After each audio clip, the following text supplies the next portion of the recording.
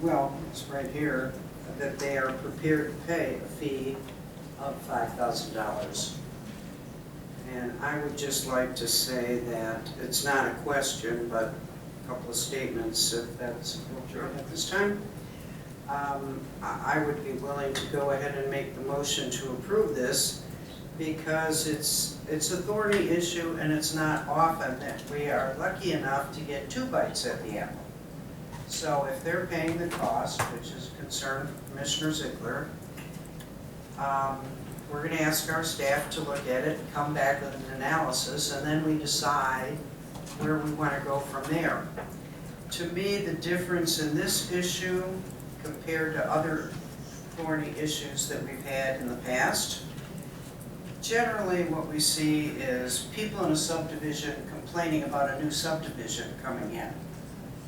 This is totally different. This is about people trying to protect a lifestyle that's pretty much not replaceable. And I always kind of amaze myself that I lean their way 100% of the time usually, and I'm born and raised in Chicago. But so it's kind of odd. Did spend 10 years in Indiana, which gave me a taste of rural life. And frankly, as a senator and House member, and I'm sure our chair remembers, the Cattlemen's Association used to put on events, the 4-H kids bake the pies. It's more than just a house, it's a lifestyle. And for this big a change, and I also will say that in pushing for the staff to do the work on this, I didn't know Mr. Krebs before I got this job. I've gotten to spend a lot of time with him. I find him to be a sensible, long-time resident, and I always have extreme extra respect for people who have lived here a long time because you've really invested your family, your life, and your money in Sarasota County and deserve a voice. But I've always found Mr. Krebs to be a reasonable, sensible guy, and I've not seen him try to overreach.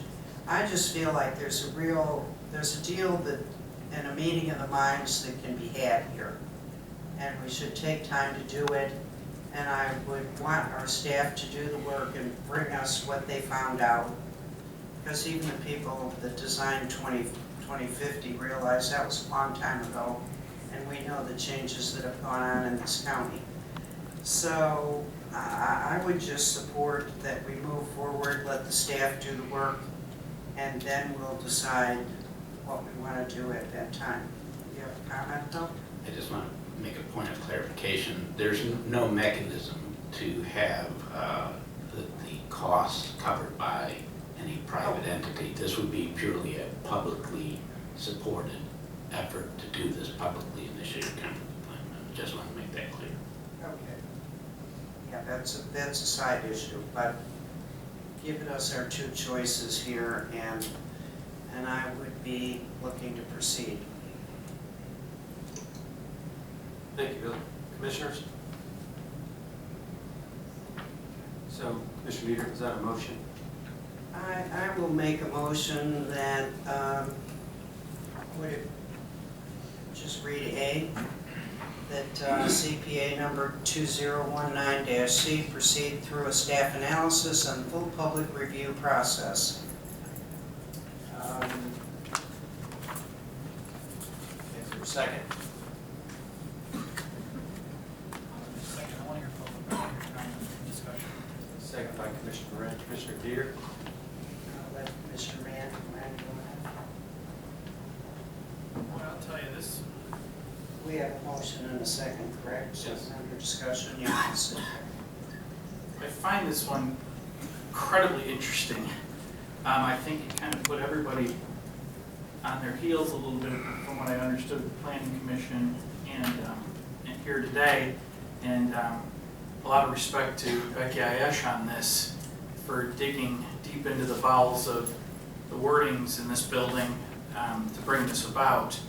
I do have some incredibly deep concerns on this, of the foundation of it, and I think there needs to be a lot of discussion going forward of this coming about on a public format the way it is for property rights issues, frankly. Some of these things of making decisions for other people's property brought about by other folks in the community that might not have immediate interest in it is very, very concerning to me. With that said, on a number of occasions, I've made it very public. I sat on the Planning Commission and the Southwest Florida Water Management District and the various estuary boards I've sat on, and now on this board. I will always err on the side of over-communication and public input. If this goes forward today, though, I do have some serious fundamental issues going forward of how we deal with these CPAs that come about. But I'm listening. I have a second on this to bring about debate on this board. Mr. Ziegler? Yeah, no, I agree. I mean, this is a tough one. You know, go through this process and then you're affecting someone's property rights. Big red flag. With that said, you know, I will share that while I may vote to move this forward, I don't really like the idea of what's trying to get accomplished. So that's a separate topic that I'm sure we'll hear from you guys, and you guys will lobby us if it were to move forward, but I'm just being fully transparent. And for me, it's kind of like what Commissioner Moran said is you know, when I get on the fence on one of these issues, I always typically try to side with the public on it. So that's kind of where I'm at, but you know, I think it's a good exercise for us to see how this rolls out.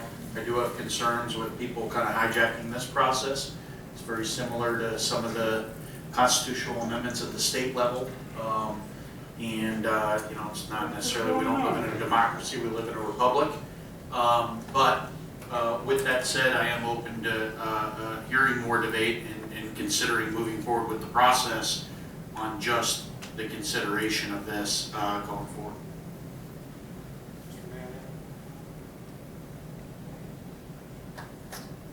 All right. I'll say, I'm not going to vote for this.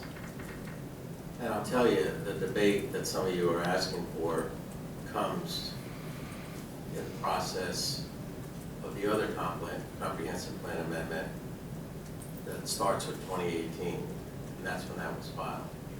That's when the debate can occur, and that's our opportunity, should we so choose, to change things. Of course this is different. I watched my life flash before me. Doug Fraley, somebody that I sat with, I think it was the Board of Zoning Appeals or Code Enforcement Board 20 years ago. Paul Mercier, I finally had him in my sights where I could hammer him, but then he never hammered me, so I chose not to do that. I know Mike Hutchinson, and when you saw me, Mr. Hutchinson, on my computer, Jonathan and I were sending emails, because you sent me an email 5 or 6 days ago and you deserve an answer to that, and I had asked for an answer. Becky Ayesh, I mean, I've met with 4 different people who have come and talked to me about this. Becky Ayesh got me outside of a SwiftMud meeting, in a meeting and outside the meeting. My gosh, that had to be 4 or 5 months ago. I was there giving a presentation to SwiftMud as chairman of the Peace River Authority. And quite frankly, I had to slow her down because although I profess I know all the ins and outs of these codes, at first I couldn't identify what process she was attempting to use. I mean, it's the old song. I have a lot of friends who live in Oak Fort, a lot of friends that live in Burn Creek. I've been going to those locations before the folks in Burn Creek chipped in their own money to repair all their roads. I think the demeanor of, by my count, 23 speakers is indicative of the way these people handle themselves and how they treated us today. But I think that there's a process.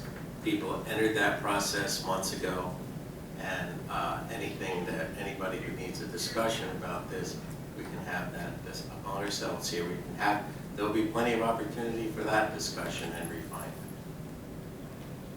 Commissioner Deere?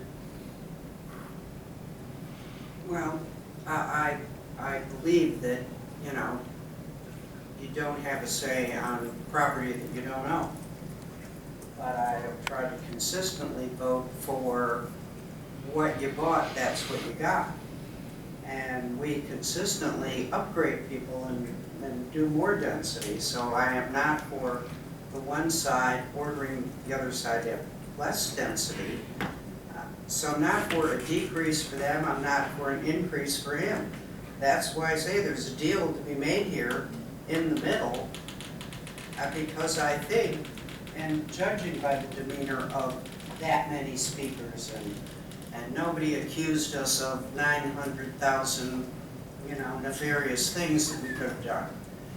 I think they're good salt of the earth kind of Americans, and I think Mr. Krebs is a fair, upright guy, and the projects I've seen him do, I think he's made accommodations that I know he didn't need to make. So I would just like the staff to bring us their analysis, just to give us more information before we move forward, because this is a massive, life-changing development. So, and it's, the difference here is, should someone else's development affect your lifestyle that's been your lifestyle generation after generation? So we've got some philosophies going on here too. I would just like to have the information that could be provided through a staff analysis to help us make a more informed decision.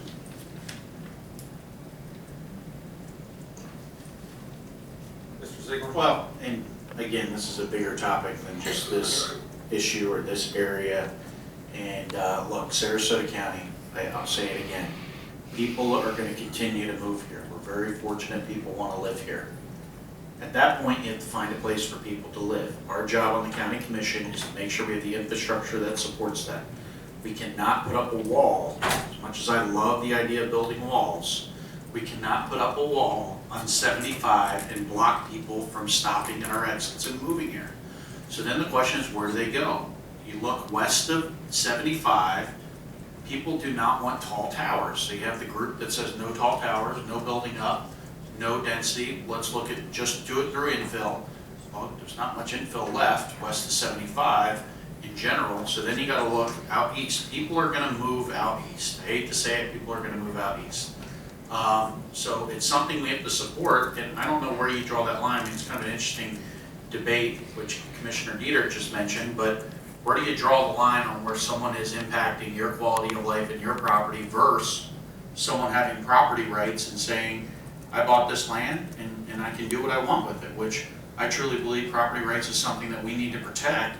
And individual property rights, it's difficult to have a group, I don't care how many signatures you get, but to affect someone's individual property. But I mean, we'll take care of that at the next step. But it is an interesting discussion that we're going to have in this community. And I think even the Herald Tribune, they wrote an article a couple months ago saying that maybe they got it wrong with development and focused on, building west versus east of 75. So this is all going to come to a head because we don't really have much space in the north part of the county where a lot of the jobs are, a lot of people work, a lot of people want to live, and there's not much space west of the interstate, so we'll see.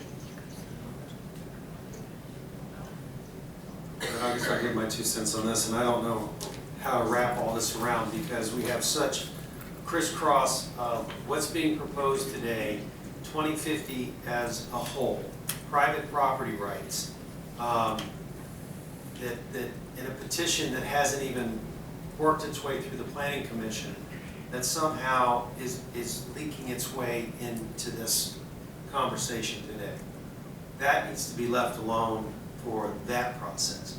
This is a particular process in regards to a particular area that under the 2050, which is just now getting going because of the economy, that you knew that this was coming, at least some development there. Now, you're going to hear someone say, wait a second, well, that's not being proposed. argue that argument there versus through this process. So to me, this basically begins to take 2050 and throw it out. I think Alexandra Coe said she might want to do that. I'm not willing to do that yet because it was a compromise. You can build at 5 or 10 acres, or you can build under the 2050 plan, or you can maybe ask the community to buy your property. We have an environmentally sensitive land and parkland money. Commissioner Mayo mentioned this the other day, yesterday. Over a third of our county is privately owned. So this is the middle part of the county. This is the edge and north. The county as a whole, this is kind of the middle. This is the part that 2050 was going to be developed. And the compromise was, we won't move the urban service boundary, where it takes a 5-0 vote to do that. No one's even asked us. I don't know the last time it was asked to move the urban service boundary. Nobody, no property owner has the courage to ask. Even in some areas, it makes more sense than developing under 2050. So, people testified today that 2050 isn't what it was when it was agreed to. It's changed. I would say yes and no. I would say it has changed in regards to site-specific properties that have come before us, that certain requirements of 2050 do not make any sense. For example, a commercial development in the middle of a 6,000-acre property made no sense when you could move it closer to the edge of that property to serve people in a rural area so they don't have to drive 2 miles into the middle of development. They actually get the benefit. So has it changed? Yes. On this particular property, hold us to 2050, make that argument. I don't want to be Lakewood Ranch South. You've got that encroachment that's coming down on that Manatee County line. You don't want to be that way? Fine. That's not what 2050 envisioned.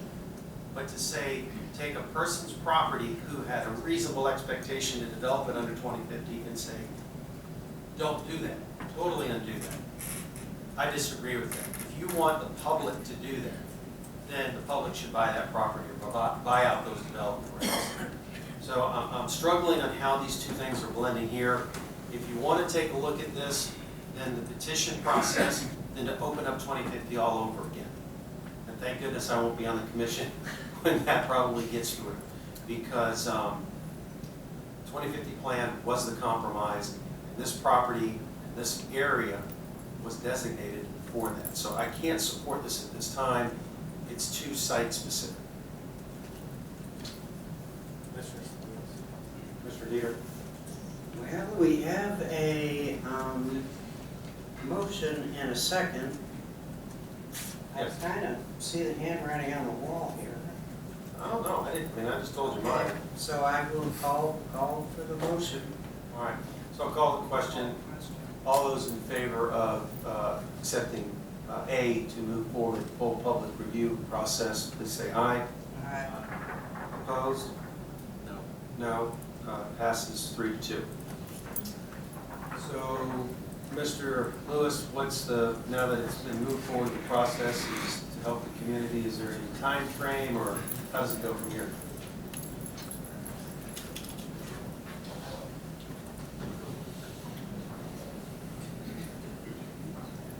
Well, as indicated by the earlier slide, we have to begin looking at all of these things and identifying all the issues that will come out, just as you kind of touched on already.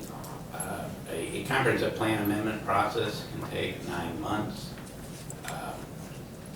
to a year. It depends on the analysis that's going to ultimately come out of it. I will tell you that the other case that was alluded to, the 2018C, which is the actual comprehensive plan amendment to intensify the density within the Hamlet land use, that is actually going to public hearing in front of the Planning Commission next Thursday. So that will, depending on what the outcome of that, will be coming back in front of this board subsequent to their recommendation. I can't tell you when that might be, but that's when their public hearing is going to be held on that. These issues, some of them we've begun to look at in that case, so there's a bit of a crossover between these two cases, clearly. One is going one direction and the other one is going in the other direction.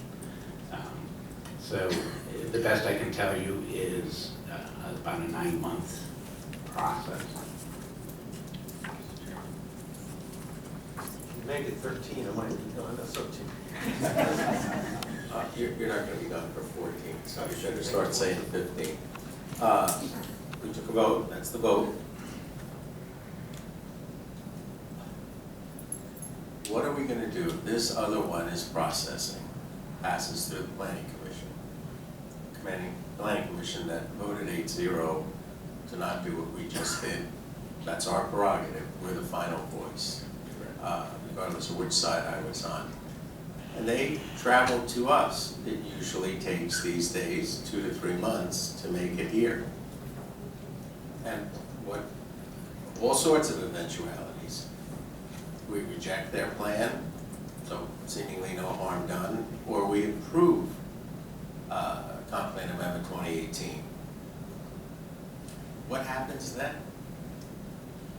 Well, pretty clearly, I think staff has its answer to the question. If the 2018 C were to be approved by the board, that is the direction the board would choose to take. This being in the opposite direction is obviously not something that would be feasible at that point. Okay, so 2018, and I forget the letter, whatever letter. C. They're both C. They're both C, right? That's going to the planning commission, I think you said next week. Next It Thursday. comes to us in about 2 months. Correct. We're gonna hear it, and then that'll make decisions about which fork in the road all of this takes. Correct. Okay, thank you. Mr. Lewis, anything, or? I saw you hit the button. You did, but we've dealt with it. Reluctantly? We've dealt with it, so. Okay. All right, so the motion passed 3-2, so that's the end of item 10. Open to the public. Anyone else have anything else to say today? Thank you. All right, take care, have a good day.